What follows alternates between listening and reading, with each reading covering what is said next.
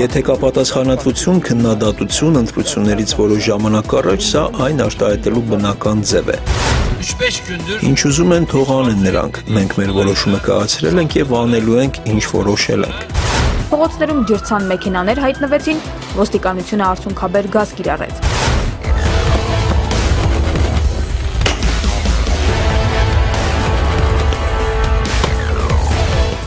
Այս ամենից խիստ վախեցած են Ադրբեջանում, այնքան, որ նույնիսկ լուսաբանումներն են արգելված։ Վարչապետ Էրդողանի ցանկացած ձևով թույլատումը լավ է Հայաստանի համար։ Կատարվում են սպանություններ, ձերբակալվում լրագրողներ։ Վերջին շրջանում ընտանիքներին պարտադրվում է ամենաքիչը 3 երեխա ունենալ։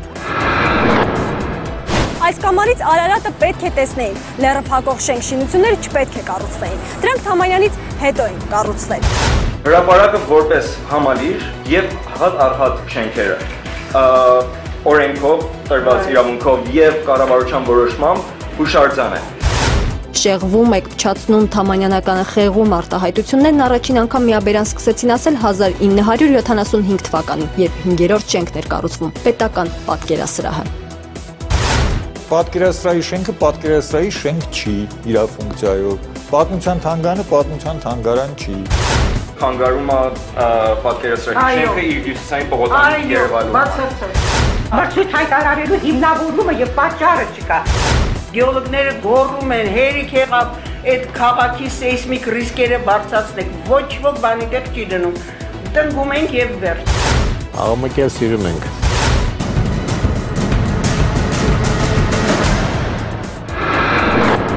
Հորերը հանել եմ ընտիր, ալ։ Բարեգես։ Ինչ արժի սիգան։ 500 ես 400։ Հələ հոտ քաշի։ Սևանի հոտը տպում է քիթը։ Սերի գույնի է, ասֆալտի հողի գույն է, տենց։ Նույնիսկ 16-րդ հարկել կարա բարձրանա։ Թունավոր օձ, բազմաթիվ երեխաներ եւ հնարավոր հետևանքը, որ կարող էր անդառնալի լինել։ Ահա իսկական Գյուրզան, թունավոր, անզիջում ու հանգիստ կեցվածքով։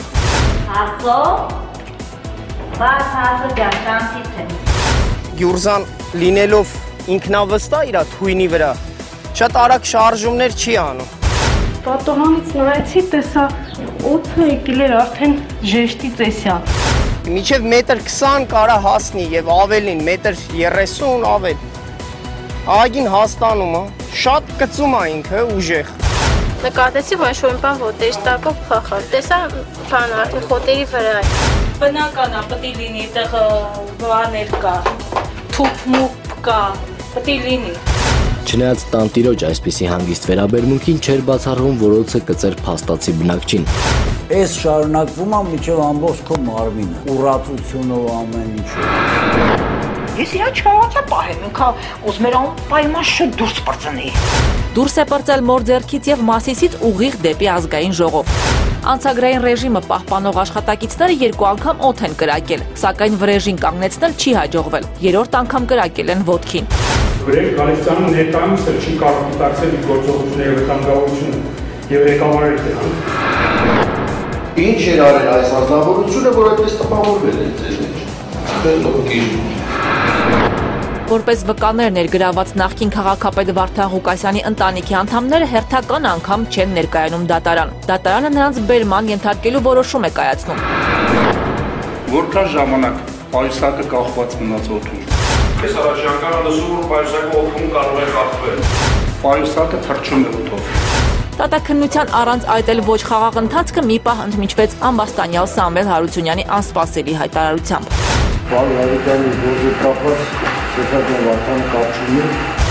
Դա ինձ համար անակնկալ էր։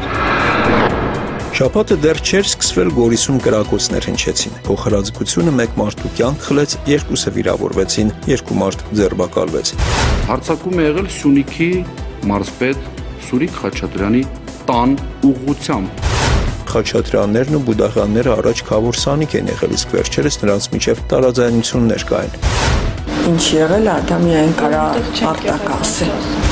Սուրիկ Խաչատրյանի որդու Տիգրան Խաչատրյանի եւ Զարզանտ Նիկողոսյանի հանդեպ մեղադրանքներ առաջադրվեցին 3 հոդվածներով։ Երեկոյան Սյունիքի մարզպետարանը մամուլի հաղորդագրություն հրապարակեց, ներկայացրեց տեսագրության նկարագրությունը։ Հաջորդ օրը տեսագրությունը համացանցում վերցանել էին արդեն Բուդաղյանների հարազատները, արդեն արմատապես հակառակ բովանդակությամբ։ Համացանցում հայտնվեց նախկին մարզպետի առանձնատան անվտանգության 2 տեսախցիկների տեսագրությունը մոտ 35 րոպե տևողությամբ։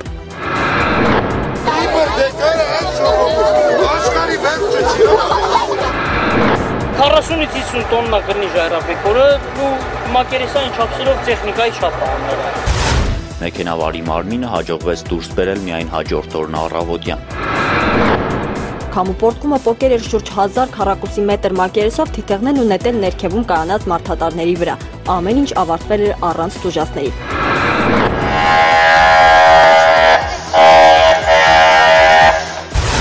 Վենգերի փողոց հասած փրկարարները կարողացել են արագ մեկուսացնելու մարել հրդեհը։ Դագել է տամբի գոտի մեջ տեսանք մենք ավտո։ Գոտի մեջով եկավ ունգար։ Սպանդ ավտոճանապարհի Սյունիքի մարզում տեղ գյուղի բնակիչը ստիպված էր իր 4 կովերի մորթով զբաղվել հենց ավտոմայրուղու վրա։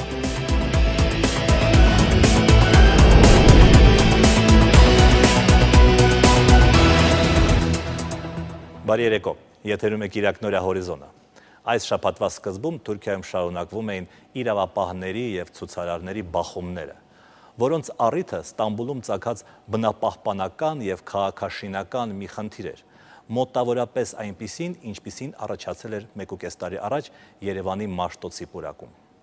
Սակայն հարևան երկրում հարցը շատ արագ ստացել էր քաղաքական նշանակություն։ Թեկուզ այդ բախման հետևանքով սպանվածների, վիրավորների և ձերբակալվածների քանակի պատճառով։ Մեզ իհարկե հետաքրքրում է կատարվածի տարածաշրջանային ասպեկտը, ինչպես դա կանրադառնա Հայաստանի և հայերի վրա։ Ինձ թվում է մոտ ապագայում լուրջ քաղաքական փոփոխություններ Թուրքիայում տեղի չեն ունենա։ Էրդողանի իշխանությունը այս պահից անսասան է։ Մյուս կողմից նման երևույթները գուցե ինչ-որ չափով ազդանշան են հարևան երկրի ներկայիս իշխանությունների համար։ Տարածաշրջանի, ինչպես նաև թուրքական և իսլամական աշխարհի լիդերի նրա նկրտումները այնքան էլ հիմնավոր չեն։ Այս առումով անցած իրադարձությունները կարելի է դիտել որպես հավակնությունների սահմանափակում։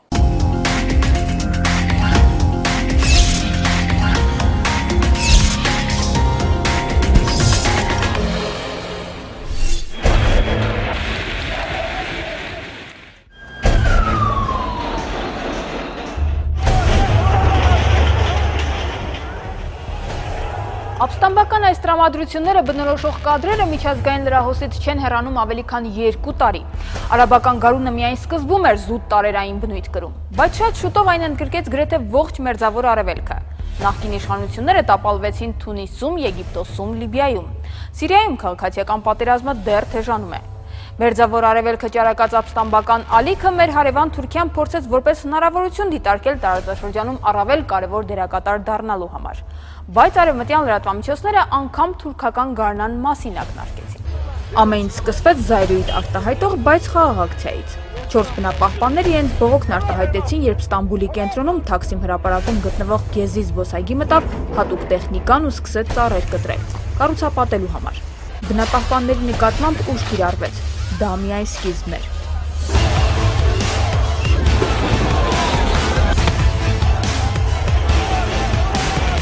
Բնապահպանների ակցիան շատ արագ վերածվեց առավել ընդգրկուն շարժման։ Բողոքի օջախն այժմ ոչ միայն Ստամբուլն էր, այլև մոտ 60 քաղաքներ։ Թուրքիայում տիրող իրավիճակը միանգամից ակնհայտ դարձրեց ոչ միայն երկրի նախագահի ու վարչապետի առերևույթ չերևացող հակասությունները, այլև խնդիրների լուծման տակտիկական տարբերությունները։ Եթե կա պատասխանատվություն, քննադատություն ընտրություններից որոշ ժամանակ առաջ, սա այն արտահայտելու բնական ձև է։ Խաղաղ ցույցերը դրա մի մասն են։ Ես վերջին իրադարձությունները դրա մի մաս եմ համարում։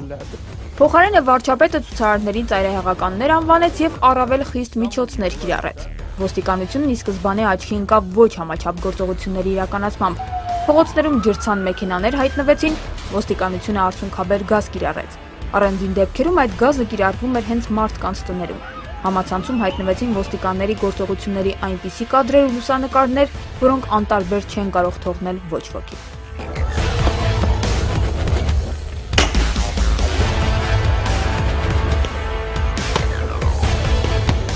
Ստամբուլի դատարանը որոշում կայացրեց արգախելով կառուցապատման ծրագիրը, սակայն այդ որոշումից շատ չանցած վարչապետ Էրդողանը ելույթ ունեցավ եւ հայտարարեց, որ կառավարությունը ամենևին էլ մտադիր չէ հրաժարվել իր ծրագրից։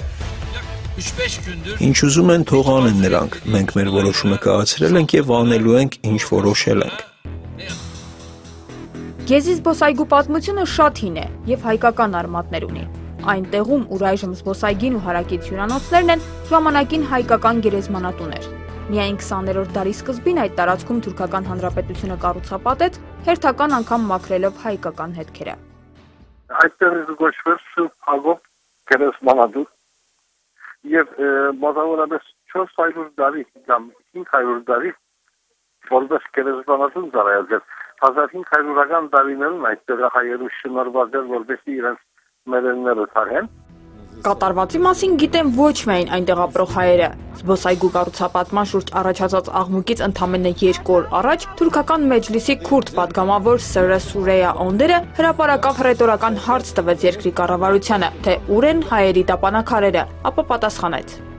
Այդ թաղամասում ցանկացած մարդ գիտի, որ հայերի տապանակարերն օգտագործել են Գեզի այգուն որպես սալահատակ, իսկ գերեզմանատան տեղում կառուցել դիվան հյուրանոց է։ Ինչ կզգաք, եթե ձեր հոր գերեզմանի վրա հյուրանոց կառուցեն։ Հյուրանոցի կառուցողը պետք է տեղափոխեր աչյունները, ինչպես ընդունված է աշխարհում, կամ հյուրանոցի բակում փոքրիկ հուշաքար կանգնեցներ։ Գերեզմանոցն այս պատմության միայն մի մասն է։ Մյուս մասը նորից հայկական արմատներ ունի։ Մի ժամանակ նախապես եղած է նաև զորանոցն է։ Հայ ճարտարապետ Բալյանները ցերկով գալուստված, հիմա արդեն գալավարությունը դուսեր կամ Էրդողան վարչապետը դուսեր, որ այդ զորանոցը վերահաստատել, բայց ոչ որպես զորանոց, այլ որպես արևդուրի գետնոց, ժողովրդի փառատոնի քիչ մնալ այս ընթացքն է։ Կառավարության, մասնավորապես վարչապետ Էրդողանի դեմ բողոքելու շատ այլ առիթներ կան։ Ընդամենը մի քանի օր առաջ ուժի մեջ մտավ ալկոհոլի օգտագործումը արգելող օրենքը։ Կառուցապատումներ են Ստամբուլի տարբեր հատվածներում, կատարվում են սպանություններ, ձերբակալվում լրագրողներ։ Վերջին շրջանում ընտանիքներին պարտադրվում է ամենաքիչը 3 երեխա ունենալ, արգելվել են կեսարյան հատումները։ Փողոց դուրս եկած ցուցարարները դեմ են արտահայտվում ավտորիտար կառավարությանը եւ վարչապետ Էրդողանի հրաժարականը պահանջում։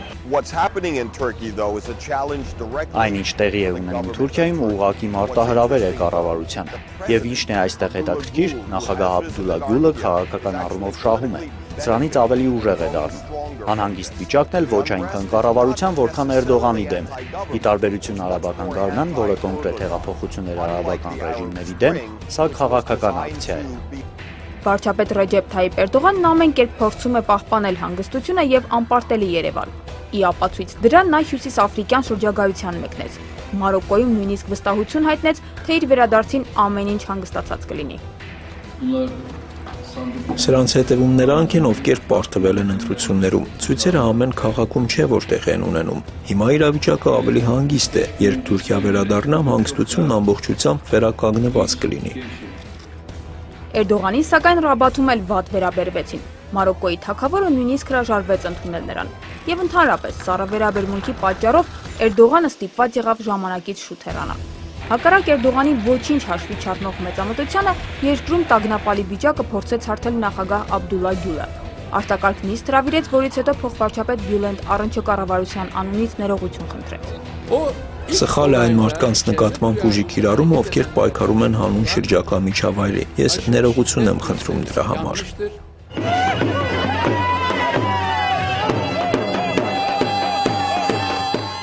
Փոխվարչապետի ներողությունից հետո համընդհանուր ակցիան տարերայինից առավել կազմակերպված բնույթ է կրում։ Զբոսայգուց չհեռացող երիտասարդները սկսեցին նույնիսկ մաքրել տարածքը, վրաններ տեղադրել ու առավել երկարատև պայքարի պատրաստվել մինչև վարչապետի գալուստը։ Չնայած մութն ընկնելուն պես դարձյալ բախումներ գրանցվեցին։ Առավել մեծ ազատությունների պահանջը ըստ էության ազգային պատկանելություն չունի։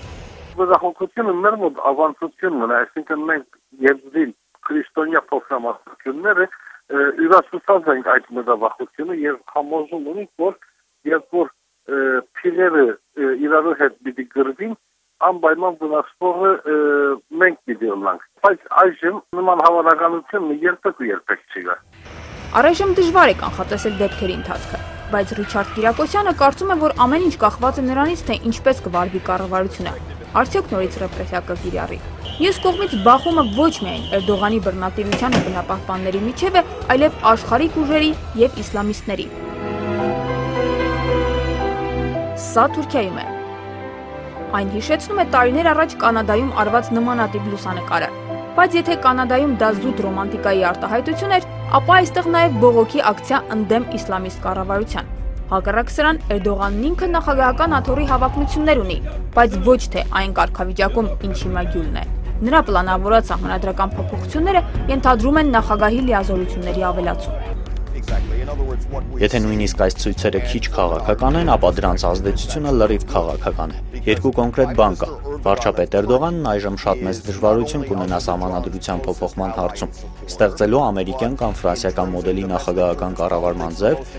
եւ երկրորդ, որն ավելի կարեւոր է, հիմա քիչ հավանական է, որ նա հաղթի ընտրություններում եւ նախագահ դառնա։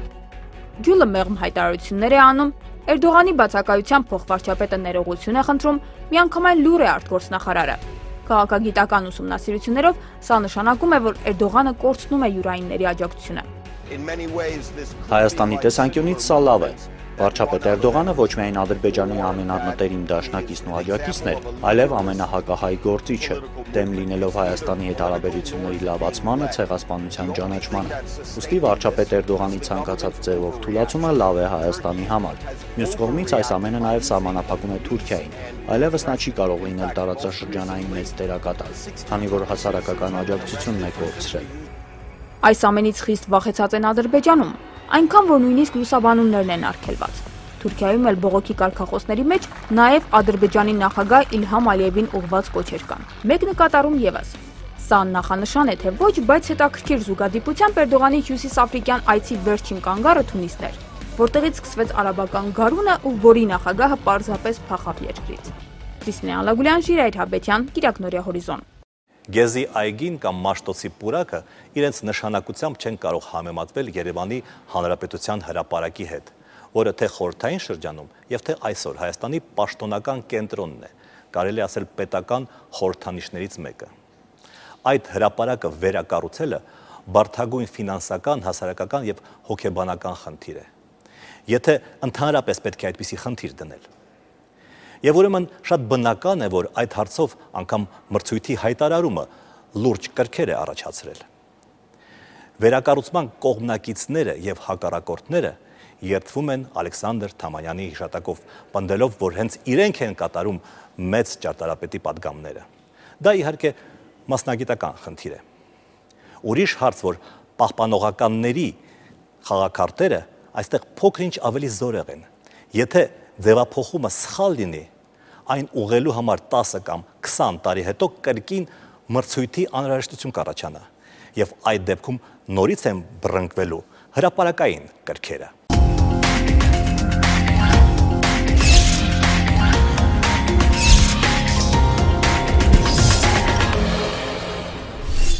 Որքան էլ որ փնտրես, Արարատը չես գտնի, չնայած Հանրապետության հրապարակի հեղինակ ճարտարապետ Ալեքսանդր Թամանյանի նախագծով, այս կամարից Արարատը պետք է տեսնեինք, լեռը փակող շենք-շինությունները չպետք է կառուցվեին։ Դրանք Թամանյանից հետո են կառուցվել։ Թամանյանից հետո շատ բան կառուցվել ու փոխվել է նաև բուն հրապարակում։ Ու հիմա էլ ցանկանում են կառուցել եւ փոխել։ Ամեն բան մոտ 9 տասնամյակ առաջ սկսվեց կառավարության շենքից։ Գործադիրի շենքը նախագծել կառուցապատման աշխատանքներին մասնակցել է հենց ինքը Ալեքսանդր Թամանյանը, ում գործը մահից հետո որդին ավարտին հասցրեց։ Մարիոթ հյուրանոցն ու արհմիությունների տուն կոչված այս շենքերն արդեն Մարկ Գրիգորյան եւ Էդվարդ Սարապյան ճարտարապետներին են։ Արտաքին գործերի, էներգետիկայի եւ տարածքային կառավարման նախարարությունների շենքերի ճարտարապետները Սամվել Սաֆարյանն ու Վարազդատ Արևշատյանն են։ Իրաց 4 խորհրդանիշերը հրապարակը 32 տարում ունեցավ։ 1926 թվականից ճիշտ է տարբեր ճարտարապետներ էին կառուցում, բայց հնարավորինս հանգիստ ու խաղաղ։ Շեղվում եք, փչացնում, թամանյանական խեղում արտահայտություններն առաջին անգամ միաբերան սկսեցին ասել 1975 թվականին, երբ 5-րդ շենքն էր կառուցվում՝ պետական պատկերասրահը։ Այն ժամանակ այսպես իհարկե հանրության մեծ քննարկումներ չելնում, բայց ճարտարապետների միությունում մասնագիտական Շատ անգամ քննարկումներ եղավ, եւ այն ժամանակվա պալատական ճարտարապետ Մարկ Գրիգորյանը ասաց, որ ձեր կարծիքը ինձ քիչ հայտարարում։ Ասել եմ, անելու եմ ու կանեմ։ Հիմա պատկերասրահի շենք իր կառուցված օրվանից բացի, որ որպես ճարտարապետական խեղեց ամբողջ հրապարակը, նա իր ֆունկցիոնալ առումով որպես պատկերասրահ շատ վատն էր ու այսօր էլ շատ վատ շենք է ֆունկցիոնալ առումով, նա չի բավարարում պատկերասրահին, այնտեղ մեր պատմության թանգարանին եւ այլն, այսինքն ես հետ ինչին եմ կողմ իմ նախագծում, երբ որ կամփոփենք կգա կտեսնենք։ Դեռ որոշ ժամանակ առաջ հնչած այսպիսի հայտարարությունները հիմք տվեցին եզրակացնելու, որ ելի հանրապետության հրապարակի վերակառուցման ծրագիր է մշակվում։ Օրեր առաջ դա պաշտոնապես հաստատվեց Երևանի քաղաքապետարանի հայտարարությամբ։ Ավելին պարզ դարձավ, որ այս անգամ մեկ կամ մի քանի բան անելու մասին չէ խոսքը, այլ ընդհանուր վերակառուցման։ Համեմատաբար պարզ ասելիքը սա է։ Հանրապետության հրապարակն արդիականացնելու եւ քաղաքաշինական գործընթացներին հարմարեցնելու խնդիր է դրված։ Ուստի ճարտարապետներից պահանջվում է այնպիսի նախագծեր ներկայացնել, որոնք կասեն, թե ինչպես թեթևացնել տրանսպորտային ծանրաբեռնվածությունը, վերականգնել հարակից տարածքներում կառուցված սիլուետների պատճառով աղճատված մասշտաբայնությունն ու դոմինանտությունը, բայց ճարտարապետները հրապարակի վերակառուցման նախագծերը ներկայացնելուց պետք է հաշվի առնեն նաեւ այն հանգամանքը, որ որոշ շենքերի գործառնական նշանակությունը փոխվել է, որ կառուցվել է երկու հրապարակների միջև հետիոտնի կապ հաստատող հյուսիսային պողոտան, Լենինի արձանի եւ դրա տրիբունայի ապամոնտաժման արդյունքում էլ որոշակի դժվարություններ կան զանազան հանդիսությունների կազմակերպման հարցում, արձագանքները չուշացան։ Մի մոռացեք, որ հրապարակը ունի օրենքով տրված ստատուս։ Հրապարակը որպես համալիր եւ հատ առհատ շենքերը օրենքով տրված իրավունքով եւ կառավարության որոշմամբ հուշարձան է։ Մենք համաձայն չենք, բավական է մի փոքր թույլտվություն ունենալ, վերջ, հրապարակը մենք կորցնելու ենք։ Անդիմացողները պնդում են, որ այդպես են եզրակացրել հայտարարության հատկապես այս նախադասությունը կարդալուց հետո։ Ինչ ասել է, առանձնակի ուշադրության են արժանանալու այն առաջարկությունները, որոնք առավել հիմնավոր լուծումներ կառաջարկեն հրապարակի եւ հարող տարածքների վերակառուցման, ծավալատարածական հորինվածքների զարգացման եւ ներդաշնակման ճարտարապետական միասնականության ապահովման խնդիրներում։ Եթե մրցույթ է հայտարարվում, հետը լինում է առաջադրանք։ Առաջադրանքը չկա, դրա համար մենք կոնկրետ ասել, մենք ենթադրում ենք շենքերի ամբողջ տեսքը կփոխվի առանց դրա, որ դա պատմամշակութային է։ Զուգահեռ մի քանի շենքեր կտնկացնեն, իսկ պատկերասրահը կքանդեն։ Ներեցեք, բայց մենք ինչու ենք խոսում հետևանքների մասին եւ մրցույթ հայտարարելու հիմնավորումը եւ պատճառը չկա։ Այսինքն ի սկզբանե այդ մրցույթը, այդ խնդիրը արհեստական խնդիր է։ Ուրեմն ինչ որ մի այլ նպատակ կա դրա տակ դրված։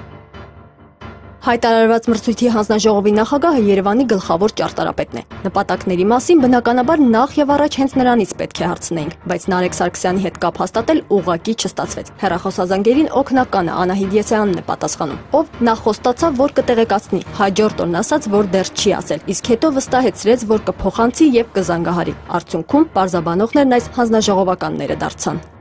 Դա ինչ կարևոր է։ Հիմա հայտարարվել է երկրորդը կամ երրորդը միգուցե։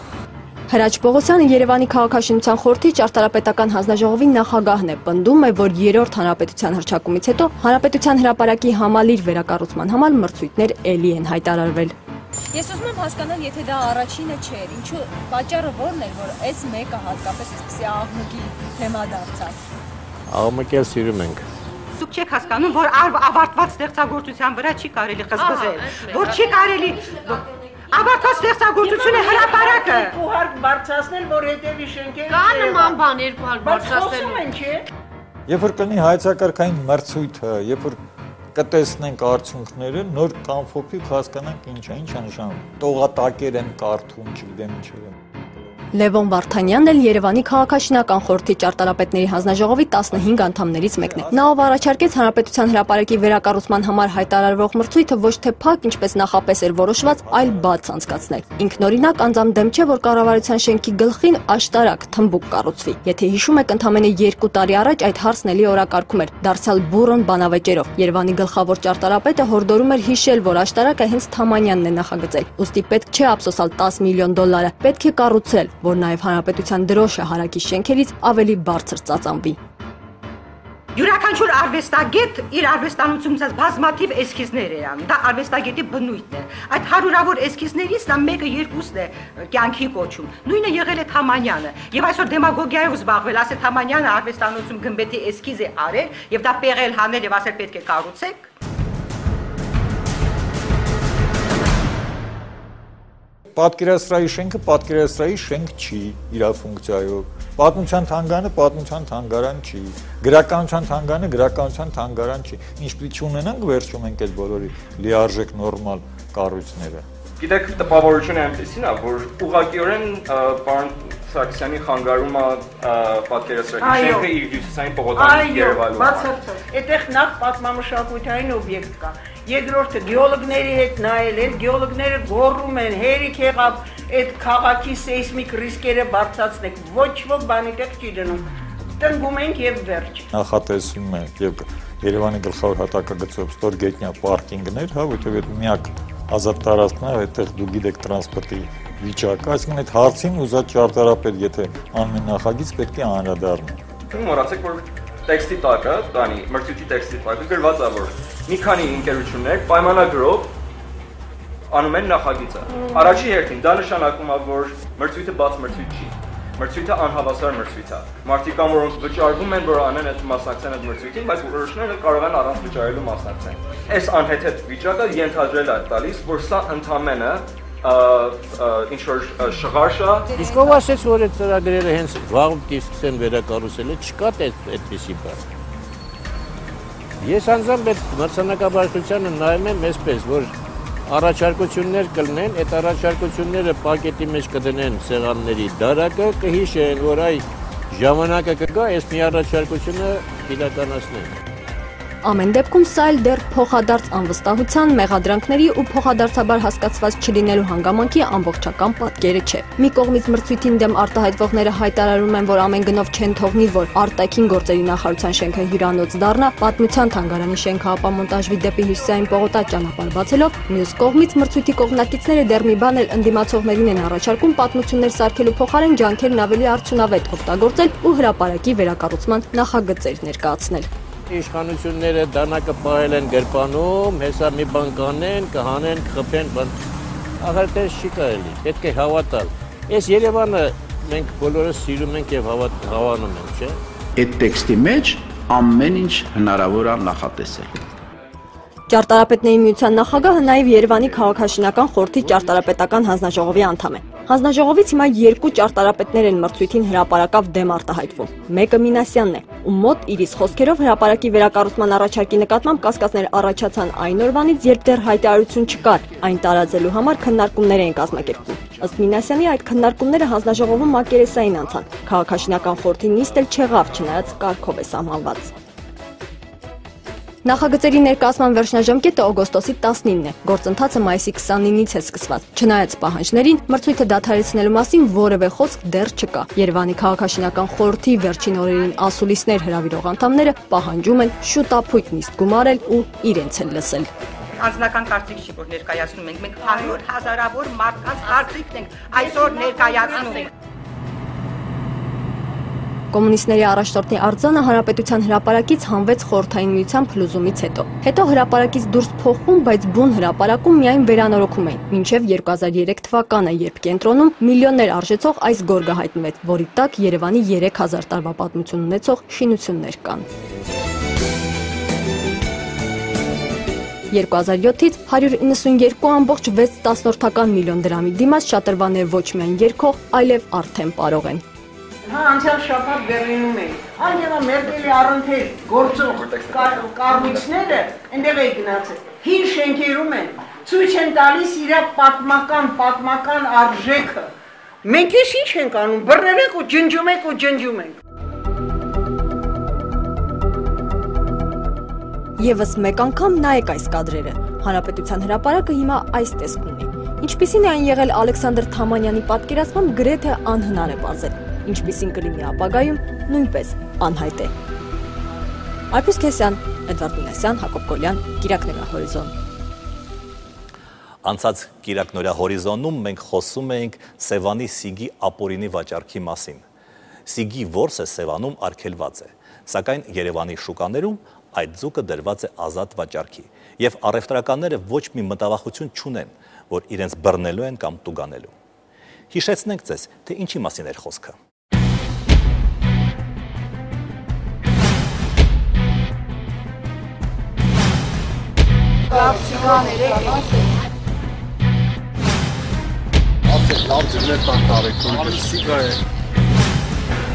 Ինչ արժի սիգան։ 500։ Սենց դու, մեկ էլ եսին որ տվին ես կերել։ Հաստատ սիգա է։ Դու արկեման կայ, ուզում է զանգ է համար ես բան։ Ձեր ծուրը տանես։ Չորսատներ 2000 մասը 7000 փոխու դաս։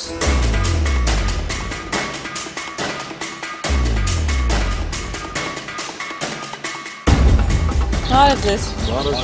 Ինչ արժի սիգան։ 500 ես 400։ Որերը հանել եմ ընտիր, ան։ Սրանք մաքրած վիճակում է։ Այդ որտեղից եք, Սևանի կողմերից։ Հա։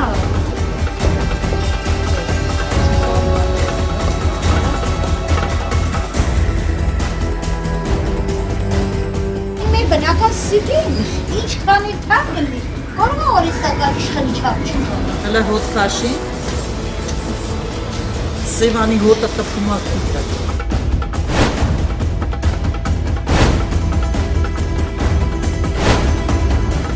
Բաց չի կարելի ծախել, ասում են։ Այն չունեք քուտը, շատ բաց չի կարելի, բայց անում են, չէ։ Դե որ բռնեմ դուք ձուկ արժի,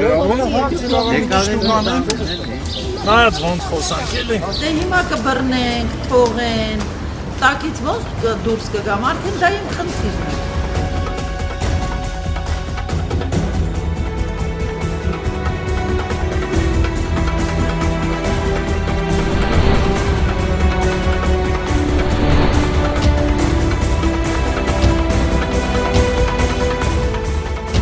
Նկարում, մի օր նկարում։ Սակայն այդ սյուժեին մեր պաշտոնյաների արձագանքը բավականին տարօրինակ էր։ Այս շաբաթ խնդիրը քննարկվեց նաև ազգային ժողովում։ Սակայն ոչ գործադիր, ոչ էլ օրենսդիր իշխանության ներկայացուցիչները կարծես թե հարցին լրջություն չեն տալիս։ Չեն գիտակցում, որ խոսքը մեր բնական ռազմավարական պաշարների մասին է։ Իսկ արդարացումը շատ գեղեցիկ եւ նույնիսկ մի քիչ գիտական է հնչում։ Սիգը էնդեմիկ, այսինքն բնիկ տեղական տեսակ չէ, եւ կարմիր գրքում գրանցված չի։ Հավանաբար դա նշանակում է, որ այս ձկնատեսակը կարելի է պետությունից գողանալ։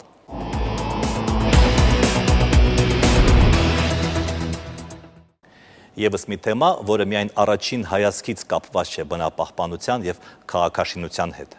Խոսքը օձերի մասին է, որոնք ակտիվանում են տարվա հենց այս եղանակին։ Իսկ ինչու է դա կապված մարդկային գործոնի հետ, շատ պարզ է։ Մենք ներխուժել ենք օձերի բնակության միջավայր եւ այսպես ասած խախտել ենք նրանց հանգիստը։ Այսինքն, եթե ես գնում եմ ենթադրենք անտառ զբոսնելու եւ հանդիպում եմ օձի, դա իմ անձնական գործն է։ Բայց երբ ես կտրում եմ այդ անտառը եւ այնտեղ կառուցում եմ իմ բնակարանը, դա արդեն հասարակական խնդիր է, մեր եւ մեր երեխաների անվտանգության հարցը։ Բոլոր դեպքերում պետք է հաշվի առնել, որ վերջին տարիներին տեղի է ունեցել մարդկանց եւ օձերի բնակության սերտացում եւ հետեւաբար պետք է իմանալ, թե ինչի են ընդունակ մեր թունավոր հարևանները։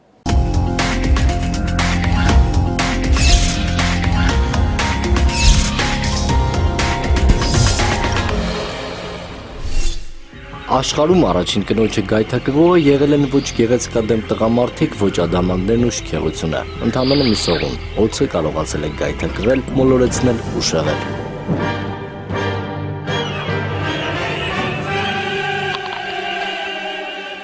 Օձի մասին հիշատակումը ավետարանի հենց առաջին էջերում պատահական չէ, կենդանին տարբեր ժամանակներում ու ժողովուրդների մոտ ստացել է ամենատարբեր փոխաբերական բնորոշումները։ Իմաստունից մինչև չար սատանա, դա ժողովրդի մեջ ու բանահյուսությունում, տարվա մեջ որոշակի եղանակների ոչ թե փոխաբերական իմաստով, այլ իրականում կենդանին ինքն է անհանգստացնում, վախեցնում ու վնասում մարդկանց։ Դարձյալ հարց է մնում, թե ով ում է անհանգստացնում առաջինը։ Օձերը երբեք նախահարցակ չեն լինում։ Նրանք շատ զգուշ են, որևէ կարիք չունեն մարդու հետ հանդիպելու, առնչվելու։ Բնականաբար մեր Երևան քաղաքը այնպիսի լանդշաֆտի վրա կառուցված, որտեղ սողունները շատ են։ Եվ իհարկե հիմա այս լայնամասշտաբ շինարարությունը, որ գնում է, մարդկանց այդ հանդիպումները ավելի շատանում են։ Աղմուկի աստիճանն ավելի բարձրացավ մայրաքաղաքի մանկապարտեզներից մեկի տարածքում օձի հայտնվելուց հետո։ Դրա հետ կապված սուր զգացողություններ հիմնականում խոճապ ստեղծողը, թունավոր օձ, բազմաթիվ երեխաներ եւ հնարավոր հետևանքը, որ կարող էր անդառնալի լինել։ Սերի գույնի է, ասֆալտի հողի գույն է, տենց։ Սիրուն օձ է։ Ցերեկ էր, մանկապարտեզի գրաֆիկով հանգստի ժամ, երբ երեխաները քնում կամ սուտքուն են մտնում։ Այս է պատուհանի գոքերը սրբեցի, սրբելով եկա, վերջն էր արդեն, խոշշորը ասեցի թափտա, դուրը բացելուն պես, առաջ չեմ եկել, հենց այսպես, մի անգամից օձը տեսա։ Հետո կանչեց դայակին, դայակը տնօրենին, տնօրենն էլ փրկարարներին։ Իրանք ինձ տենց ասում են սուսուս, ես ինչ է եղել, ոնց հլը բաց, չէ։ Ամեն ինչ կատարվել է լուր, երեխաները նույնիսկ չեն իմացել դրա մասին, իսկ օձը դեռ փաթաթված է եղել ճաղավանդակին, երբ փրկարարները հասել ու վնասը ձեռցել են։ Հայտնաբերվել է գյուրջա տեսակի օձը եւ տեղափոխվել անվտանգ տարածք։ Գյուրջան Հայաստանի 4 թունավոր օձերից մեկն է։ Այն ի տարբերություն մյուս թունավորների հայկական Դարևսկու եւ հայկական լեռնատափաստանային իջերի ամենատարածվածն է ու հաճախ հանդիպողը։ Ընդհանրապես Հայաստանում կա 23 տեսակի օձ, դրանք տեղաբաշխված են գրեթե ողջ հանրապետությունով, գրեթե ամենուր կհանդիպես նրանց, տեսակն էլ կախված կլիմայից ու դիրքի բարձրությունից։ Գյուրջան ամենաանկախատեսելին է։ Գյուրջան կարող է հանդիպել ծովի մակերևույթից 450-500 մետրից սկսած հիմնականում մինչև 1600 մետր տարածքներ, սակայն տեղեր կա, որ Գյուրջան մինչև 2000 մետր էլ բարձրանում է։ Քաղաքային տարածքներում սողունները հիմնականում լինում են աղբանոցներում եւ շենքերի նկուղներում։ Աղբանոցներում կրծողներ գտնելու համար, նկուղներում շոքից պատասխանվելու։ Նույնիսկ 16-րդ հարկել կարա բարձրանա։ Վեր բարձրանալու երկու միտում կարող է ունենալ, երբ օձը վտանգ է զգում կամ հոտառությամբ կեր է ման գալիս։ Դա կարող է լինել ոչ միայն մուգ, այլև թռչուն։ Հենց այդ վարկածն էլ շրջանառվում է վերջերս մինչև 3-րդ հարկ բարձրացած օձի դեպքում։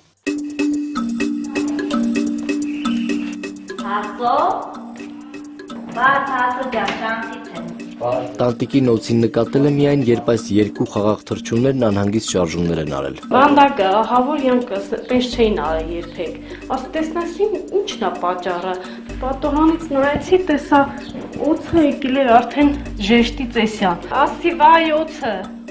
Ու պատոհանը փակել եմ, հարևանին խնդրել եմ, բաժանումներ եկել են։ Փրկարարները եկան, բայց օձն անհայտացել էր։ Մինչ բոլորով փնտրում էին սողունին, թութակները կրկին սկսեցին աղմկել։ Այս անգամ օձի հետքերը տարան 3-րդ հարկ։ Օձը օդատարի մեջ էր։ Իրանք խփեցին այդ դիմախոտը հենա։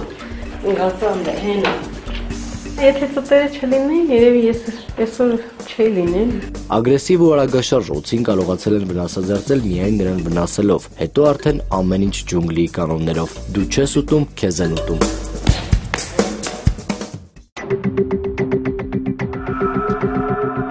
Դավթաշենում օձը կարող էր գալ Հրազդանի կիրճից։ Այս հատվածում նախկինում բազմաթիվ օձեր են եղել։ Մարդու եւ օձերի շփումը հաճախակիացել է, երբ այս տարածքները բնակեցվել են։ Այս հենց հայրենիքն է իրանց, բնական է, այստեղ կան եւ ձմեռանոցները, որտեղ իրանք թաքնվում են։ Շոկը, չկա օձ։ Ժողովուրդը միշտ ասում է, որքան շոկ, այդքան շատ օձեր, դա սուտ է։ Օձերին բավական է 20 րոպե արևի տակ դնենք եւ կսատկի օձը։ Փաստն ամեն վարկեն մեր ոտքերի տակ հնարավոր օձ է։ Հնարավոր է։ Շատ ուշադիր որ նայենք ժայռերի արանքներում կարանք տեսնենք մաշկը թողած, եւ քարերի արանքներում մաշկա փոխվում են։ Եվ շատ հաճախ մաշկից կարելի է որոշել թե ինչ տեսակի օձեր են բնակվում ստե։ Որ շոկը սկսում է օձերը վաղ առավոտյան են դուրս գալի, մեկը երեկոյան։ Օձերը տաքանում են եւ պատասխանվում են նորից հովտեղ։ Ահա իսկական Գյուրջան, թունավոր, անզիջում ու հանգիստ կեցվածքով։ Նայեք ոնց է ձուլվում ինքը հողի գույնի հետ։ Գյուրջան լինելով ինքնավստահ իր թույնի վրա, շատ արագ շարժումներ չի անում։ Օձին հանդիպելուց խորհուրդ չեմ տա որևէ մեկը արկածախնդիր ինչ որ փորձ անի բռնելու կամ ֆիքսելու, որովհետև դա կարող շատ վատ ավարտ ունենա։ Ամենտեղ չէ, սակայն, որ միայն գյուրզաներն են։ Կարենը հակված է այն մտքին, որ քաղաքային միջավայրերում հիմնականում հայտնվում են այլ տեսակի օձեր։ Դրանք քաղաքային պայմաններին հարմարված, միևնույն ժամանակ համեմատաբար անվտանգ օձեր են։ Հենց ագրեսիվ է, փաստորեն։ Ինքը շատ արագաշարժ է։ Գույներով շատ նման է գյուրզայի։ Նու այս ամբողջ մեծ չափսը չի, մինչև 1.20 m կարա հասնի եւ ավելին, 1.30 m ավել։ Ագին հաստանում է, շատ կծում է ինքը, ուժեղ, բայց թունավոր չի։ Մեծամասամբ կապարագույն սահնոցն է, որ տարածված է, եւ ինքը կարա նկուղներում ապրի։ Ինքը իջնում է թե առնետներ մկներ ուտելու, ոչ թե մարդուն վնաս տալու։ Հիմնականում Կոտայքի մարզն է։ Մեկ դեպք ունեցել են Կարագածոտնի մարզում, Շիրակի մարզում, մեկ դեպք եւ Լոռու մարզում։ Այս տարի օձի հետ կապված ահազանգերը սկսեցին ապրիլի 30-ից։ Բռնելուց հետո նրանց բաց են թողնում անմարդաբնակ ու ամայի տարածքներում։ Բնականաբար օձը չի կարողանալու սպասի, թե երբ կհասնեն տղաները, որ իրեն վրասազերծեն եւ տեղափոխեն։ Դու տեսել ես, չէ՞ հաստատ։ Սև գույներ ինքը, ու կարճ, չէ՞։ Սա Սևանի փողոցում է։ Կեսօրին առօրյա գործեր անելիս տանը վարձակալության բնակվող կինը նկատել է սողունին եւ ահազանգել։ Նկատեցի, որ շոյն բան ոտերից տակով փախավ։ Տեսա բան արդեն խոտերի վրա է։ Մինչև վազեցի, որ լավ պատկապեր են, որ սատկացնեմ, փախավ ինքը մտավ այդտեղ բանը ящикների տակը։ Մնում ասած խփեն վարձել են դուրս գայ։ Փրկարանները երկար փնտրեցին, բայց այդպես էլ չգտան օձին, որոնողական աշխատանքները դադարեցրեցին տանտիրոջ հորդորով։ Քեզ բանոցի համար է դեռ։ Կգծի, մի քիչ տակություն կտա։ Ոչ մեկին չի կծի, օձը չի մնա, օձը հիմա կհելնի կգնա։ Օձը բնական է, պետք է լինի, այդեղ բաներ կա, թուփ կա, պետք է լինի, բայց դրանց վախենալ կարելի, հա, դրանց ոչ վախենալ է կարելի, ոչ բան, իմ տունն է, թող մնա։ Կանչ ավարտել ենք հայտնում ենք Այգեձոր առաջին նրբան 66 տուն հասցեր։ Չնայած տանտիրոջ այսպիսի հանգիստ վերաբերմունքին չէր բացառվում, որ օձը կծեր փաստացի բնակչին։ Լրիվ պատահական, ինչպես դա եղավ մի քանի տարի առաջ, նույնիսկ օձերի հետ այդքան մոտիկից շփված մարդու հետ։ Ձեզ կծել է չէ՞։ Շատ։ Դրանցից մեկը կյանքի համար ամենավտանգավորն ու ամենածանրն էր։ Լեռներում միջազգային կազմակերպության հետ ուսումնասիրություններ կատարելու ընթացքում հայկական իժը չներեց մասնագետի մի փոքր ազգուշությունն իր նկատմամբ։ Աջ ձեռի մեկ ստեղից է խփել։ Այս շարունակվում է մինչև ամբողջ քո մարմինը, ուռածությունով ամեն ինչով։ Բուշ հիմնարկներում Արամ Աղասյանին առաջարկել են ներարկել կիրառվող միակ հակաթույնը՝ անտիգյուրզինը։ Նա հրաժարվել է թեկուզ եւ մարմնի գունափոխման հաշվին։ Թույլ չեմ տվել, որ ինձ անեն հակագյուրզա, որտեղ չէր կարելի անել։ Ու բժիշկներին էլ բացատրեցի, որ դա հակացուցված է դեպքերում պետք է սիմպտոմատիկ բուժում անել, այսինքն արյան փոխ ներարկում եւ այլ բուժումներ։ Այս տարի արդեն օձից խայթած 10 հոգի դիմել են բուժհաստատություններ։ 7 դեպքերում ներարկել են հակաթույն, 3-ում անհրաժեշտ չեն համարել։ Օձի խայթոցի առաջին դեպքը այս տարի եղել է Արարատի մարզում։ Մենք չենք դիտարկում, որ միայն օձի խայթոց եւ միայն այդ դեղի ներարկում։ Դա ռեանիմացիոն վերակենդանացման միջոցառումներ են, որի մեջ նաեւ այդ դեղի ներարկումն է։ Կամ պետք է լինում, կամ պետք չի լինում, դա որոշում են բժիշկները։ Ըստ փոխնախարարի բոլոր բուժ հիմնարկներն ապահովված են հակաթույներով, այն եռավալենտ է, 3 հավանական ու հաճախ հանդիպող օձերի խայթոցի դեմ 1 սրբակով։ Դեղորայքը դա օգնում է, որպես այդ թույնը չեզոքանա օձի թույնը, իսկ օձի թույնը ընդհանրապես մոտավորապես բոլոր օձերի թույնները դրանք իրանց հիմքում նույն բանը ունեն։ Մոտավորապես ապահովում են 250-ից 300 դեպք ռեզերվով, ուրեմն տարբեր համակարգերով ունենում ենք որպես պահուստ։ Դա լրիվ պետական պատվեր է, բնակչության համար անվճար է եւ դեղը եւ պրոցեդուրաները եւ ամբողջ միջոցառումը։ Հակաթույնը ներարկել են նաեւ Գյումրիի բնակչին։ Օձի խայթելուց հետո ժամանակին եկել էր հիվանդանոց, իր հետ բերելով նաեւ հանցանքի հեղինակ օձին։ Կանանցների մեջ նայելուց ցավը զգացի։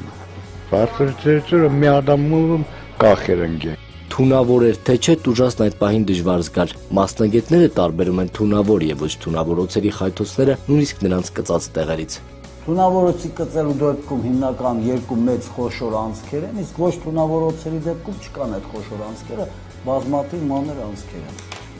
Ընդհանրապես այս վիճակում չհայտնվելու համար մասնագետները մի քանի խորհուրդներ են տալիս։ Անտառային միջավայրերում քայլելիս լինել երկարաճիտ կոշիկներով, խայթեց առանց վայրկյան անգամ կորցնելու հասնել հիվանդանոց ու ընդունել հակատույն։ Եվ ամենակարևորը, օձ տեսնելիս խուճապի չմատնվել, չհարցակվել ու չփորձել վնասել նրան։ Պտտվեք ու ձեր եկած ճամփով ետ գնացեք։ Սա այն դեպքերից է, երբ լավագույն պաշտպանությունը հարձակումը չէ։ Մանվել Քեշիշյան, Ժիրայր Հաբետյան, Կիրակնորյա հորիզոն։ Այս շաբաթվա դատավարություններից թերևս առավել հետաքրքիրը Պարույր Հայրիկյանի դեմ մահափորձի գործով էր։ Նախաքննության վարկածով այդ մահափորձը իրականացնողներից մեկը Սամվել Հարությունյանը դատարանում հայտարարել է, որ նույն գործով մեղադրվող էպոսագետ Վարդան Սետրակյանը իրեն այդ մահափորձը չէր պատվիրել եւ այդպիսով նա հրաժարվել էր իր նախնական ցուցմունքներից։ Այդ հայտարարությունը կարող է փոխել տվյալ գործով դատաքննությունը, մանավանդ որ հաջորդ նիստին հնարավոր է ներկա կլինի ինքը Պարույր Հայրիկյանը։ Գյումրիում նույնպես նախկին քաղաքապետի Դստեր Փեսածուի սպանության գործով դատաքննությունը կարող էր հետաքրքիր լինել, քանի որ որպես վկա հանդես էր եկել Վարդան Ղուկասյանի եղբայրը Գևորգը, որը սակայն հրաժարվեց ցուցմունք տալ տեսախցիկների ներկայությամբ։ Մնացած դատավարությունները կարելի է անվանել ընթացիկ։ Դիտեք մեր դատական խճանկարը։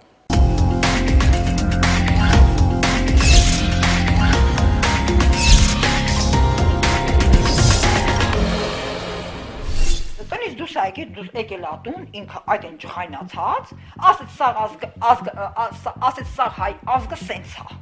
Այս կնոջ որդու հետ քիչ անց ավելի մոտիկից կծանոթանանք։ Նա պատմում է, թե ինչ է եղել այս տարվա մարտի 22-ին։ Հենց այն օրը, երբ լուր տարածվեց, թե դանակով զինված մեկը մտել է ազգային ժողովի բակ։ Այնքան լարված էր, ես չկարողացա իրան պահեմ։ Ես իրան չկարողացա պահեմ, ինքը ուզում էր անպայման շուտ դուրս պրծնի։ Մարտը խենթ ամիս է ու երևի ինչ-որ կերպ ազդել էր նաև այդ տղայի տրամադրության վրա։ Դուրս է պրծել մոր ձեռքից եւ Մասիսից ուղիղ դեպի ազգային ժողով։ Անցել է անցագրային կետը, գրպանից հանել ծալովի դանակը, սպառնալիքներ եւ հայհոյանքներ տեղացել։ Մի խոսքով հանցանք, որը պատժվում է քրեական օրենսգրքի 316 հոդվածի առաջին մասով։ Տուգանք նվազագույն աշխատավարձի 300-ապատիկից 500-ապատիկի չափով կամ ազատազրկում 5 տարով։ Ապօրինի հուշ է գործել հատուկ պահպանող օբյեկտ հանդիսացող։ Ազգային ժողովի ցանկապատ տարածք չի ենթարկվել ապօրինի տեղաշարժը դատարեցնելու վերաբերյալ իշխանության ներկայացուցիչ հանդիսացող, իրենց ծառայական պարտականությունները կատարող, պետական պահպանության ծառայության ծառայողներ Արտաշես Գալստյանի եւ Վազգեն Հակոբյանի օրինական պահանջներին։ Այ հիմա ժամանակն է ծանոթանալու նրա հետ։ Ամբաստանյալի աթոռին այս համակրելի թաքուն կիսաժպիտը դեմքին երիտասարդն է, Վրեժ Գալստյանը։ Ձերքին ելած դանակով կյանքի եւ ապրությունաբար վտանգավոր բռնություն գործադրելու սպառնալիքներ հանդիպել իրենց ծառայական պարտականությունները կատարող իշխանության ներկայացուցիչներ։ Անցագրային ռեժիմը պահպանող աշխատակիցները 2 անգամ օդ են կրակել, սակայն Վրեժին կանգնեցնել չի հաջողվել։ Երրորդ անգամ կրակել են ոտքին։ Սպառնալիքներն ու հայհոյանքները Վրեժը չի հասցրել իրագործել։ Հենց անվտանգության աշխատակիցներն էլ նրան տեղափոխել են հիվանդանոց։ Դրազենային վնասվածքա ազդրի վերին երրորդական հատվածում։ Դատարանում ցուցմունք են տալիս անցագրային կետի աշխատողները։ Նրանք պատմում են այն ամենը, ինչ հայտնի էր արդեն դեպքի օրը։ Ավելի հետաքրքիր են սակայն Վրեժի եւ մոր վարկածները կատարվածի մասին։ Դատարանում Ամբաստանյալն ասում է, որ սոված է եղել եւ իր կարծիքով սուպերմարկետ է մտել։ Մայրը հավատացրեց, թե դեպքի օրը տանը Վրեժի նմանակն է եղել, կամ էլ չար ոգի։ Մեղադրանքը պաշտպանող դատախազը փաստեց։ Դատահոգեբուժական փորձաքննության արդյունքներով Վրեժն անմեղսունակ է։ Տառապում է շիզոֆրենիկ պարանոյա հիվանդությամբ։ Փորձագետները եզրահանգել են նաև, որ Վրեժ Գալստյանը ներկայումս չի կարող դիտարկել իր գործողությունների վտանգավորությունը եւ ղեկավարել դրանք, վտանգ է ներկայացնում շրջապատի եւ իր անձի համար, կարիք ունի հարկատիպ բուժման։ 2 անգամ դատապարտված Վրեժը մոր պատմելով 1 տարի առաջ է ձեռք բերել հոգեկան հիվանդություն։ Մինչ այդ ցանկանում էր ոստիկան դառնալ։ Հիմա աշխատանք չունի, ունի հարկադիր բուժման կարիք հոգեբուժական դիսպանսերում։ Վրեժ Վանիկի Գալստյանի նկատմամբ դատել է քրեական օրենսգրքի 216 հոդվածի առաջին մասով նախատեսված պատասխանատվությունից ու պատժից եւ նրա նկատմամբ նշանակել հարկադիր բուժում հոգեբուժական հիվանդանոցի հատուկ տիպի հոգեբուժական բաժանում։ Արդյուն եք ճանաչում, արդյուն կանեք։ Նրան եք ճանաչում։ Այո։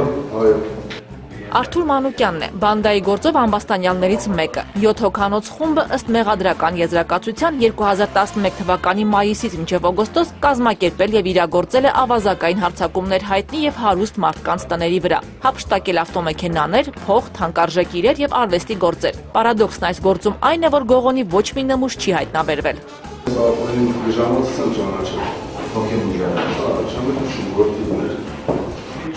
Վկան ընկերոջը տեսության է գնացել հոգեբուժարան եւ տեսել Արթուրին։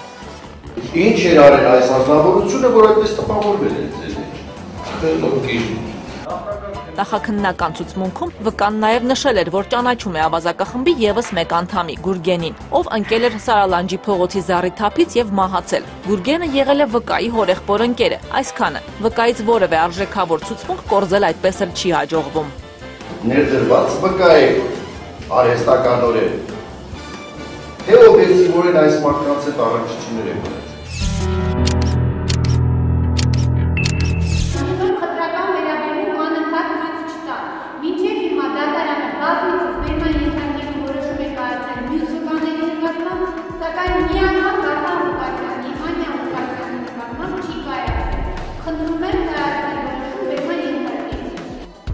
Տապալված դատական նիստ Գյումրիում, որպես վկաներ ներգրաված նախկին քաղաքապետ Վարդան Ղուկասյանի ընտանիքի անդամները հերթական անգամ չեն ներկայանում դատարան։ Դատարանը նրանց բերման ենթարկելու որոշում է կայացնում։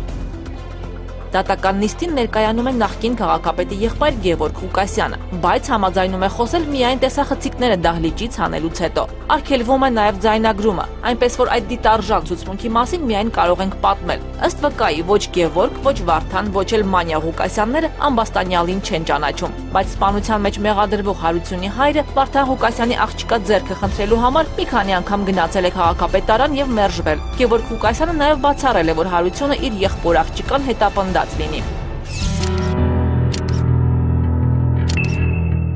Պորտվելը դեպի ուր թռավ եւ ինչ հեռավորության։ Դեպի ավտոկնակների կողմը, դեպի բակ։ Չէ, ավտոկնակների հետ է։ Դեպի շքամուտք։ Խոսքը Պարույր Հայրիկյանի պորտֆելի մասին է։ Հունվարի 31-ին նրա նկատմամբ կատարված մահափորձի մասին դատարանում ցուցմունք են տալիս կինը եւ դուստրը Նարե Հայրիկյանը։ Որքան ժամանակ Պարիսակը կախված մնաց օդում։ Ես առաջարկանը լսում, որ Պարիսակը օդում կարող է խախտվել։ Վկան եկել է մոտեցել է պատկանին եւ տեսել է, որ Պարիսակը թռչում է օդով։ Հիմա արդեն կախված չէ, թռչում է։ Այսինքն ինչքան պետք է կախված մնար առաջին կրակոցից հետո, որ վկան դա տեսներ օդում։ Ստացուցի հեռակառավարման վահանակը ու մոտ է եղել։ Աղջկաս մոտ է։ Հեռակառավարման վահանակը կարող է ձեռքին ընկի, բայց ինքը բացի եւ Ագել դա առարկում է։ Պաշտպաններին դու ձեր գործը զբաղվեք, արգել ես։ Եթե դա իմ գործը։ Փաստաբան Ալիկ Սիրունյանի եւ դատախազ Արամ Ամիրզադյանի ջրերը նոր չէ, որ տարբեր առուներով են հոսում։ Պաշտպաններ Սիրունյան, Ավետիսյան, կտրկանեք։ Կարծեմ մենք անգամ նախորդ նիստում ես արդեն ձեզ նախազգուշացրել եմ, որ չեմ պատրաստվում լսել ձեր վիճաբանությունները եւ չեմ տա դա։ Այսօր հետո կերտվելու դեպքում ես շատ ավելի խիստ կլինեմ։ Սեդրակյանի գործով հաջորդ դատական նիստին հարցաքննվում են Պարույր Հայրիկյանի հարևաններն ու մի տաքսու վարորդ, բայց մինչ հերթական վկային լսելը Վարդան Սեդրակյանի շահերի պաշտպան Ալիկ Սիրունյանը միջնորդությամբ է հանդես գալիս։ Վարդան Սեդրակյանը հնարավորություն չունի պաշտպանվելու, քանի որ նրան այդպես էլ մեղադրանք չի առաջադրվում, ասում է պաշտպանը։ Մեղադրող կողմից այդպես էլ չեն կարողացել ստանալ Վարդան Սեդրակյանի ներանրանքի հիմքերը։ Մենք ասելով ես եւ Վարդան Սեդրակյանը այդպես էլ չեն կարողանում հասկանալ, թե ապացույցները Սեդրակյանի ինչ կապ ունեն։ Վարդան Սեդրակյանը կալանավորված է, ու կալանավորված է առանց ապացույցների աչքաչափով։ Հայրիկյանի հարևան գործով վկա Կարեն Հայրապետյանը պատմեց, որ դեպքի օրը տարօրինակ ձայներ է լսել բակից, երկու ճայթյուն։ Հետաքրքիր հարցերով նախորդ նիստերին աչքի ընկած պաշտպան Լյուդվիկ Ասատրյանն այս անգամ էլ ճշտող հարցեր տվեց, ինչ հերթականությամբ լսեց վկան ճայթյունները։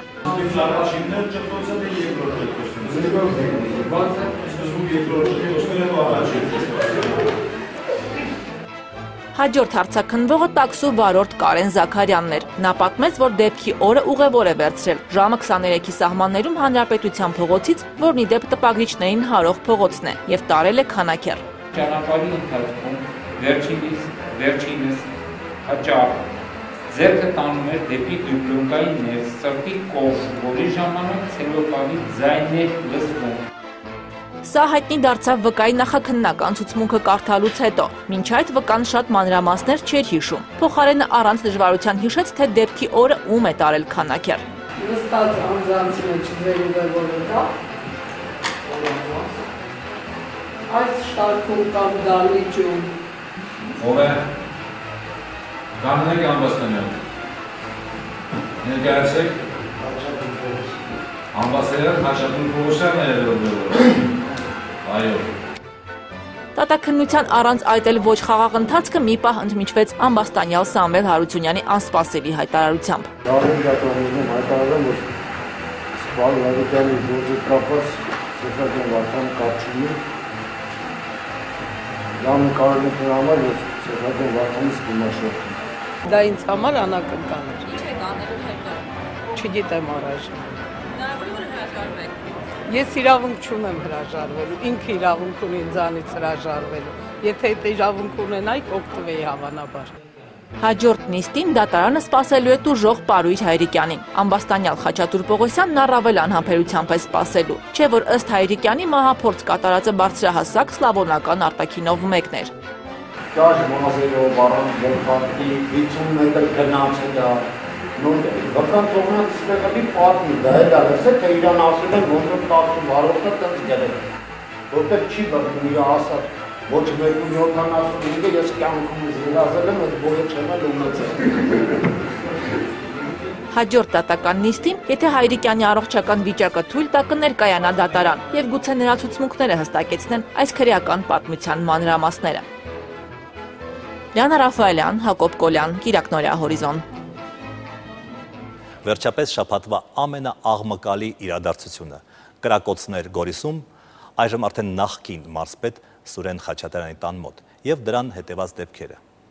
Դրանց մասին արդեն այնքան է խոսվել, որ ես առանձնապես մեկնաբանելու խնդիր չեմ տեսնում։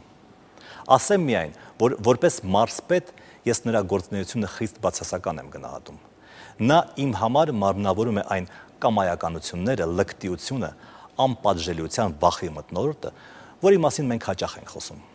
Սակայն Սուրեն Խաչատրյան քաղաքացու վերաբերյալ գործում է անմեղության կանխավարկած, ճիշտ այնպես, ինչպես ցանկացած այլ քաղաքացու դեպքում։ Նրա տան մոտ կրակոցների տեսագրությունը բոլորիս մի պահ դարձրել էր ինքնուս քրեագետ եւ ձգաբան, բայց այստեղ էլ զերծ մնանք սիրողական դատողություններից։ Պարզապես ներկայացնենք ողբերգության տարեգրությունը։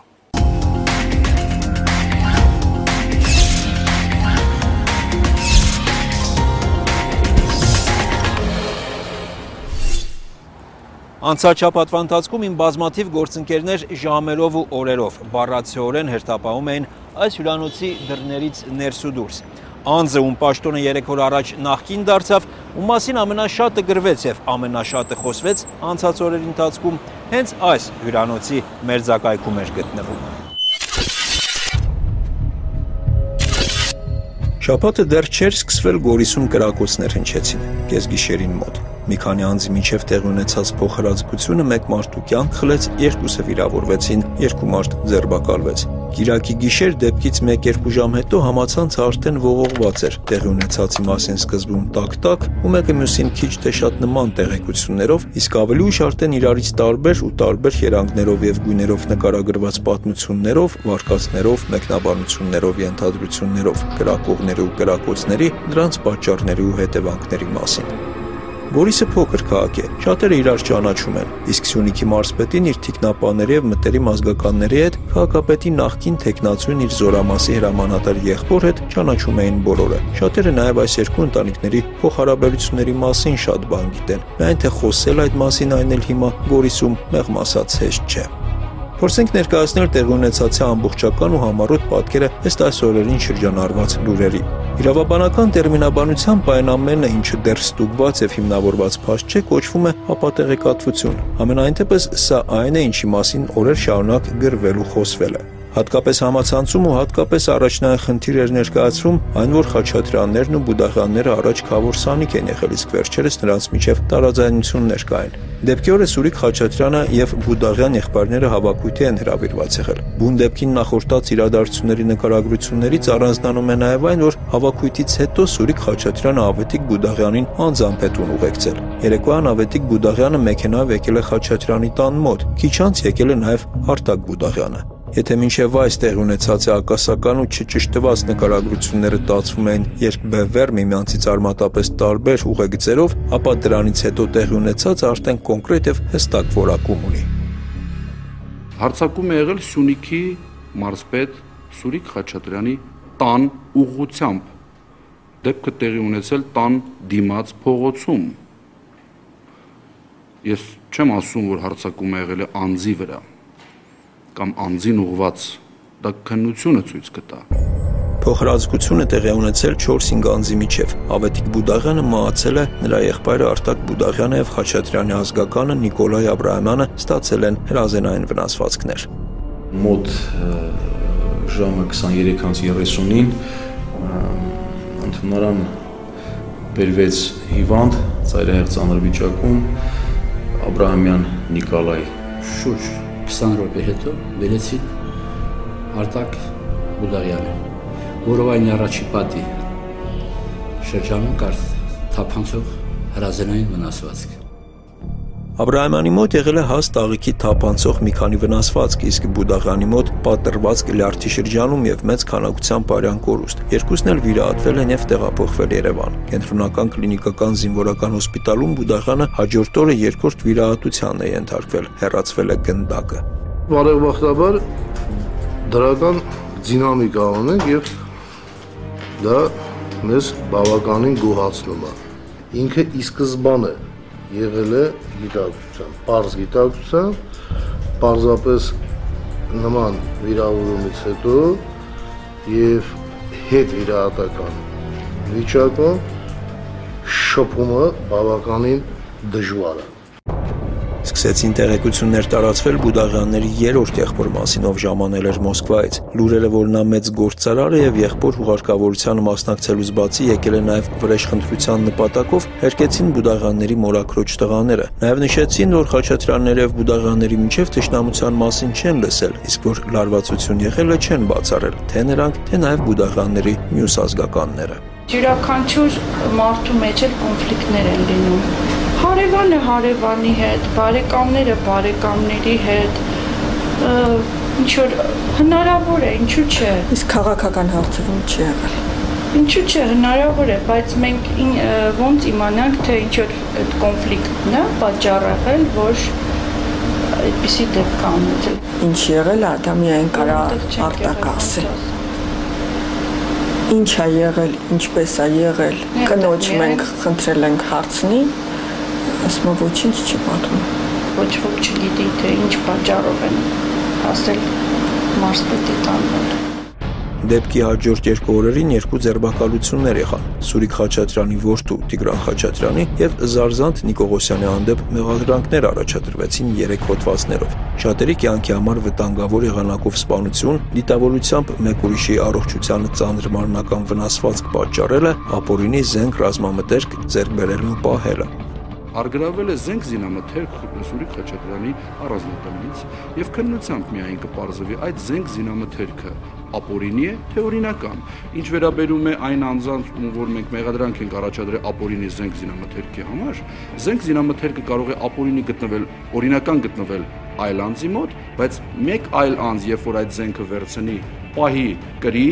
կարող է ապօրինի հանդիսանալ տվյալ անձի ձեռքում։ Դեպքի հետ կապված զինդատախազի մամուլի ասուլիսը կայացավ չորեքշաբթի, երբ Սուրիկ Խաչատրյանը դեռ մարզպետ էր։ Շատ հարցերի մասին զինդատախազը հիշեցրեց, որ այս փուլում խոսելն անթույլատրելի է, նշեց այն, ինչ արդեն հիմնավորված փաստ էր։ Ես կարող եմ միանշանակ ասել, եւ դուք հետագայում նաեւ տեսաձայնագրություններով կհամոզվեք, որ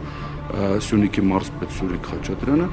չի եղել դեպքի վայրում եւ փոխհրաձգությանը չի մասնակցել։ Դա փաստ է։ Մինչ զինդատախազը հավաստիացնում էր, որ որոշ ժամանակ անց տեսագրությունը ըստ իրավական պատշաճության կներկայացվի նաև հանրությանը, նույն օրը երեկոյան Սյունիքի մարզպետարանը մամուլի հաղորդագրություն հրապարակեց, ներկայացրեց տեսագրության նկարագրությունը, ըստ մարզպետարանի ներկայացրածի մեքենայից իջնելուն պես Արտակ Բուդաղյանը կրակ է բացել, հետո նրան փորձել է խանգարել Սուրիկ Խաչատրյանի կինը Լորետա Բարսեղյանը եւ այլն։ Հաջորդ օրը տեսագրությունը համացանցում վերցանել էին արդեն Բուդաղյանների հարազատները, արդեն արմատապես հակառակ բովանդակությամբ։ Հինգշաբթի լրագրողները ավելի մեծ խմբով էին հերթապահում հյուրանոցի մոտ, որտեղ Սուրիկ Խաչատրյանն էր մնում։ Այդ օրը կրկնակի ուշադրության եւս մի պատճառ կար։ Կառավարության նիստի օրակարգ էր մտցվել մարզպետի հրաժարականի հարցը։ Հրաժարականի դիմումը տարածքային կառավարման փոխնախարար Վաչե Տերտերյանը ներկայացրեց։ Կառավարությունը այն ընդունեց։ Լրացուցիչ նախագիծը վերաբերում է Սուրեն Խաչատրյանի Սյունիքի մարզպետի պաշտոնից ազատելուն իր դիմումի համաձայն։ Հարցեր չկան, որոշումը ընդունվում է։ Ձեր հրաժարականի հետ կապված ինչու նման որոշում կայացրեցիք։ Ընդհանրապես դա եմ ուզում իմանալ, ինչու կայացրեցիք։ Ինչպես։ Այն ինչ տեղի ունեցավ այդ օրը երեկոյան անսպասելի էր։ Համացանցում հայտնվեց նախկին մարզպետի առանձնատան անվտանգության երկու տեսախցիկների տեսագրությունը մոտ 35 րոպե տևողությամբ։ Սա միայն տեսագրություն է, առանց ձայնի։ Մի քանի անգամ շատ մանրակրկիտ դիտելուց հետո անգամ գործողությունների շատ հստակ եւ ճշգրիտ պատկերը չի ուրվագծվում։ Հարկերտ կարելի է ասել, ինչքան այն դիտող լինի, այդքան կարծիքներ եւ մեկնաբանություններ կլինեն։ Այս պահի դրությամբ նման նյութերի հրապարակումը միայն ավելորդ լարվածությունը շիկացնում է։ Հասարակության տարբեր անդամների մոտ տարբեր մեկնաբանությունների առիթ կտա, խորհուրդ կտամ զինվել ամբերությամբ եւ սպասել մինչեւ վարույթն իրականացնող մարմինը կատարի բոլոր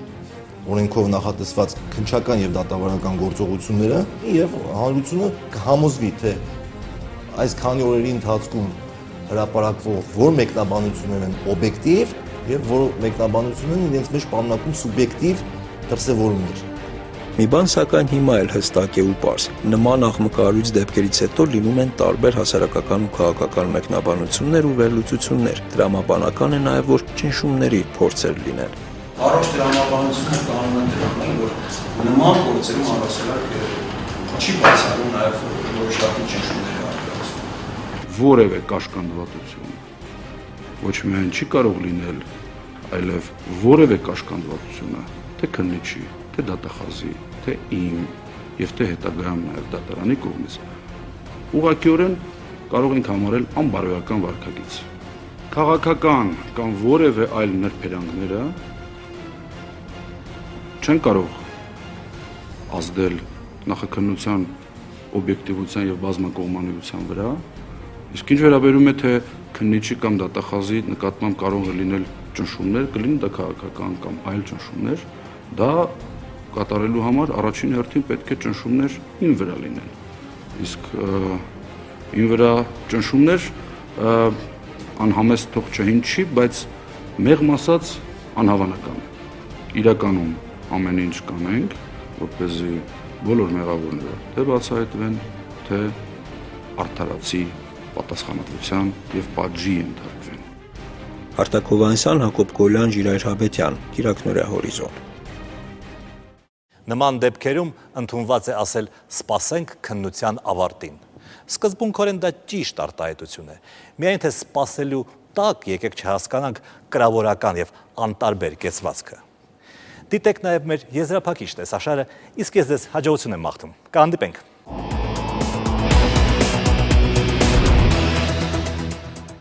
40-ից 50 տոննա կրնի ժայռապետորը ու մակերեսային չափսերով տեխնիկայի չափահանները։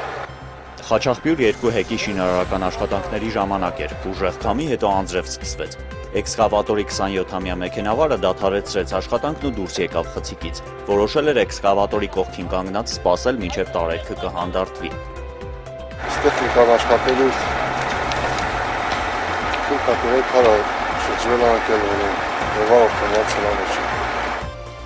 Տավուշի մարզում սողանքները շատ են, այս հատվածն էլ բացառություն չէ։ Հեկի շինարարներն Իջևանի արգելավայրում ճանապարհ էին բացել խողովակներն անցկացնելու համար, եւ հենց այստեղ էլ ընդհատվեց էքսկավատորաբար Արտյոմ Խլղաթյանի կյանքը։ Ավելի քան 10 փրկարարներ, տեղի բնակիչներն ու երիտասարդի գործընկերներն աշխատեցին ամբողջ գիշեր։ Մեքենավարի մարմինը հաջողվեց դուրս բերել միայն հաջորդ օրն առավոտյան։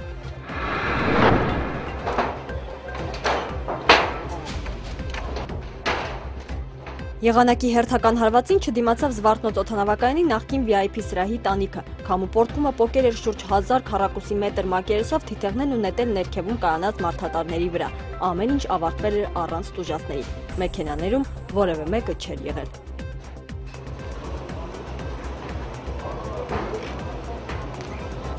Փրկարարները տանիքում այն մասը, որ քամուց չեր ընկել գետին կախված էր, չեզոքացնում են, որպեսզի չընկնի ներքև, մնացածը ապահովագրական ընկերությունների ժամանել են այստեղ, իրանց վնասի չափն են գնահատում։ 36 մեքենա էր վնասվել, հիմնականում Զվարթնոցի աշխատակիցներին պատկանող։ Մեքենաներին հասցված վնասն արդյոք փոխհատուցման ենթակա է, կպարզեն ապահովագրական ընկերության փորձագետները։ Սա արդեն վիրավորված ալրությամբ, այս վիրավոր մասերը պետք է կտրատվեն, որպեսզի բաղը նորից վերականգնվի, տևելու 2 տարի։ Խաղողի վնասված այգիների այսպիսի պատկեր մեր տեսախցիկը մինչ այս արձանագրել էր միայն Արմավիրի մարզում։ Այս շաբաթ տարերքը հարվածեց Արցախի այգիներին ու ցանքերին։ Գյուղացուն հատետիալի սե թոթը սորեկոտ պիտի թափի։ Շտեղան թափի, կարկոտը թողեց։ 200 գրամանուս կարկոտել։ Քամու ու կարկտի հարվածի տակ է ընկել Ասկերանի և Մարտակերտի շրջանների 18 համայնք, ավելի քան 1600 հեկտար ցանքատարածք ու այգի։ Վնասվել են ջերմոցներ, իսկ արմատախիլ եղած ծառերը կտրել են էլեկտրալարերը, ինչու արդյունավետ չի եղել հակակարգտային համակարգը։ Փրկարար ծառայության տնօրենը հայտարարել է, որ կայանները տեղադրված են որոշակի ուղղությունից կարկտաբեր ամպերի մուտքը կասեցնելու համար։ Ամպերն այս անգամ որոշել են այլ անպաշտպան կողմից մոտենալ։ Արցախի կառավարությունն այժմ վնասի չափն է հաշվարկում։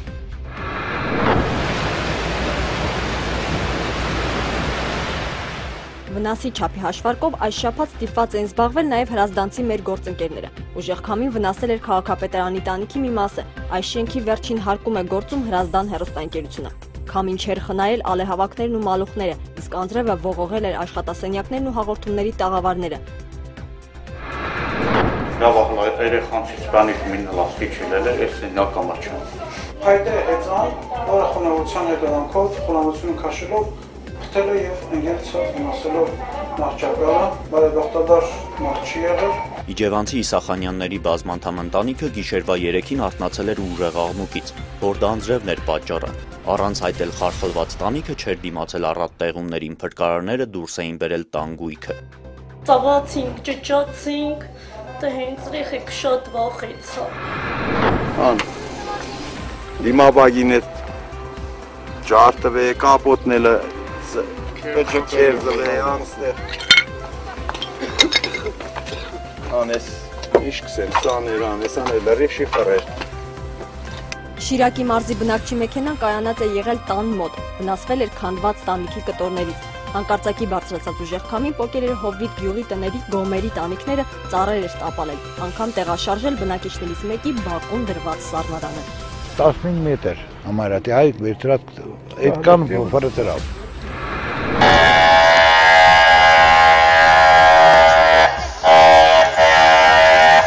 Կրակը մարդատարում բռնկվել է ընթացքի ժամանակ, հասցրել են դուրս գալ։ Երևանի Վենգերի փողոց հասած փրկարարները կարողացել են արագ մեկուսացնել ու մարել հրդեհը։ Երբ ծուխը ցրվեց, պարզ դարձավ, որ մեքենայի ետնամասում բռնկված կրակից այն գրեթե ամբողջությամբ անօգտագործելի է դարձել։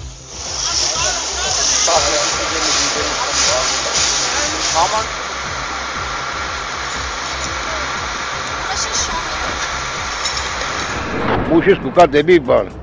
բուլվար է։ Այստեղ զարգել է տամբիր ոտի մեջ տեսանք մենք ավտոն։ Ոտի մեջով եկավ ընկավ։ Գյումրիի նորակառույց ճանապարհներից է։ Արագության սիրահարներն այստեղ հաճախ են գերազանցում թույլատրելի կիլոմետր ժամերը։ Այս դեպքում BMW ղեկին ռուսական զորամասի սպա Ալեքսանդր Ստավինն էր։ Նրան անգիտակից վիճակում մեքենայից հանել էին վթարի ականատեսները։ Բատերի վիճակը շնչառություն եմ տվել, օգնություն եմ տվել։ 4-5 հազիվ հանեցին մեջից։ Հանիկ պետք շոշի վրա շտաբում զանգի արդեն 45 րոպե չկար շտաբում։ Զանգը ձայնագրվում է 03-ը։ Շտապօգնության կայանում կանչի պահին ազատ բրիգադ չի եղել, ենթակարգավարը 10 րոպե անց է խումբ ուղարկել դեպքի վայր։ Մեքենան 15 րոպեների ընթացքում Գյումրիի Արցախ թաղամասից հասել էր բուլվարային, ծանր վնասվածքներ ստացած ռուսպային փորձել էին տեղափոխել հիվանդանոց, բայց մահացել էր ճանապարհին։ Ֆիքսվել է բիոլոգիական տնօրանում։ Նախնական վարկածով անհայտ մեկ այլ մեքենան էր դարձել այսպիսի իրավիճակի պատճառ։ Վանաձորի Երևանյան խճուղում վթարված օփելի վարորդի պատմելով, փորձել էր խուսափել երթևեկության կանոնները խախտած մեքենայի հետ բախումից։ Կտրուկ թեքել էր ղեկը ու բախվել էր հանդիպակաց ընթացող մեկ այլ մարդատարի։ Անհայտ մակնիշի մեքենայի վարորդը փախուստի էր դիմել դեպքի վայրից։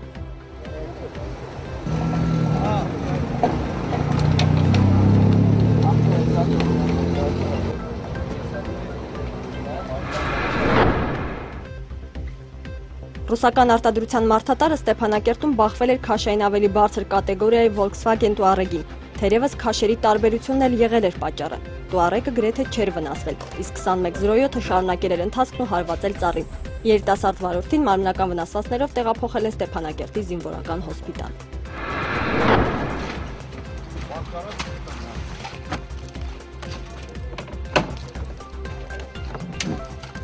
Կրկին արագ ընթացք ու կառավարման կորուստ։ Սևան Գավառ ավտոճանապարհի 6-րդ կիլոմետրը Մերսեդեսի վարորդի համար եղավ ճակատագրական։ 33-ամյա երիտասարդի մեքենան դուրս էր թռել ճանապարհից, հարվածել մետաղեցի ստեռնին։ Դեպքի վայր հասած փրկարարներն արդեն ոչինչ չէին կարող անել։ Նրանց մնում էր դուրս բերել երիտասարդի մարմինը։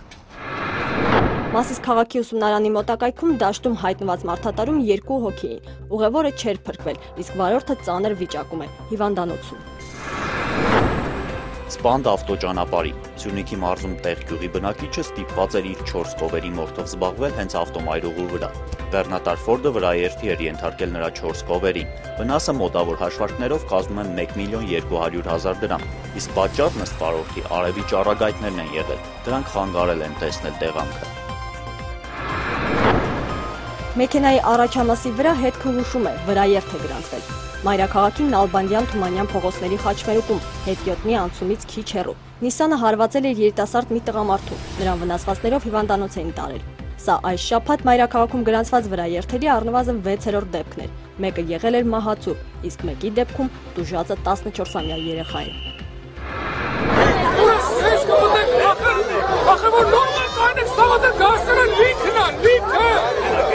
Երեխաների պաշտպանության օրն է Մայրաքաղաքի զբոսայգիներից մեկում։ Բարեգործական փոքրիկ ակցիա, անվճար քաղցրավենիք են բաժանում։ Արա մի վախեցի, դու ես գալու։ Իբր դեկարը այս ժողովուրդ, աշխարհի վերջը չի։